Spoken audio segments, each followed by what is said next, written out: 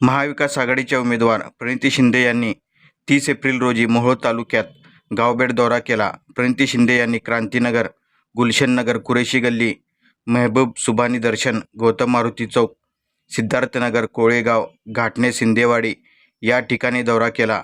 यावेळी त्यांनी भाजपवर हल्लाबोल करत भाजपमुळे सोलापूरचे नुकसान झाले असल्याची टीका केली। याप्रसंगी दीपक मेंबर गायकवाड, शाहीन शेख, शिवसेना नेते सीमाताई पाटील, राष्ट्रवादी शरद पवार गटाचे नेते संजय क्षीरसागर यांच्यासह महाविकास आघाडीतील कार्यकर्ते मोठ्या संख्येने उपस्थित होते।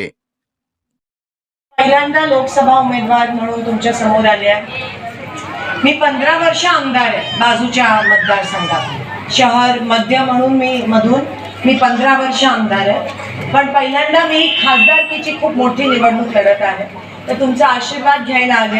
कारण मागच्या 10 वर्षात बीजेपीचे खासदार होते सोलापूर लोकसभेत आणि त्या बीजेपीमुळे सोलापूरचं नुकसान झालं।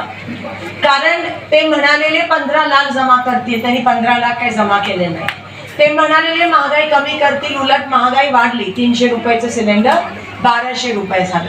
ते म्हणालेले आम्ही 2 कोटी नोकरी देऊ, पण 2 मुलांना पण नोकरी मिळाली नाही आज आपल्या भागात। ते म्हणालेले की आम्ही पाणी देऊ, आज मोहोळ शहरामध्ये पाण्याची इतकी बिकट परिस्थिती आहे की टँकर शिवाय तुम्हाला पाणी पुरवठा होत नाहीये। ते म्हणालेले आम्ही रस्ते देऊ, त्यांचे रस्ते त्यांनाच दिसतात, आपल्या इथे खड्ड्यात रस्ते रस्त्यात खड्डे, काही कळत नाहीये। ते म्हणालेले उद्योग आणू, शेवटचा उद्योग जो सोलापुरात आला तो NTPC होता, त्याच्यानंतर एक पण उद्योग आणला नाही, तो काँग्रेसच्या काळात आणलेला। ते म्हणालेले विमान सेवा सुरू करू, अजून 10 वर्ष त्यांचे एक पण विमान उडालं नाहीये, ती चिमणी पाडली, पण अजून विमानाचे काही नामोनिशान त्या ठिकाणी दिसत नाही आहे। ते म्हणाले आम्ही GST रद्द करू, उलट GSTचा राक्षस तुमच्या सगळ्यांच्या डोक्यावर येऊन उरावर येऊन बसलाय। नोटबंदीमुळे माझ्या महिला भगिनींचं पण नुकसान झालंय। मग केलं तरी काय मागच्या 10 वर्षात बीजेपीने? एक गोष्ट केली, खोटं बोलले, रेटून बोलले। आज रेशन दुकानामध्ये पण धान्य मिळत नाही महिलांना।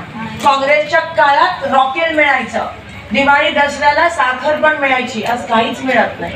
ते पिवळं कार्ड, केसरी कार्ड तर रेशन दुकान म्हणतो चालतच नाही आणि फेकून देतो। आणि म्हणून आणि दीपक दादांचं स्वागत करते। आणि म्हणून या वेळेस आपल्याला बदल आणायचा, या वेळेस आपल्याला काँग्रेसला मतदान करायचंय। मी उभी आहे, मी काम करते, मी दुसरं काही करत नाही। मी 15 वर्ष कामावर निवडून आले, लोकांनी मला कामावर निवडून आणलंय। मी मत मागायच्या वेळेस धर्म, जात पात करून लोकांमध्ये भांडण लावत नाही। आज बीजेपी पक्ष हा फक्त समाजामध्ये तेढ निर्माण करतो, पण खरं काम ते अजिबात करत नाही। आणि म्हणून या वेळेस 7 मेला मतदान आहे, अजून 5-6 दिवस राहिले, 7 दिवस राहिले। आपण सगळ्यांनी इंदिरा गांधीची सुकडी विसरू नका आणि इंदिरा गांधीचा हात विसरू नका। आता परत येतोय, जसं कर्नाटक आणि तेलंगणामध्ये तुम्ही तिथे हात आल्यापासून लाईट पण येते, इथे लोड शेडिंग आहे, लाईट आहे तिकडे 2-2 तास।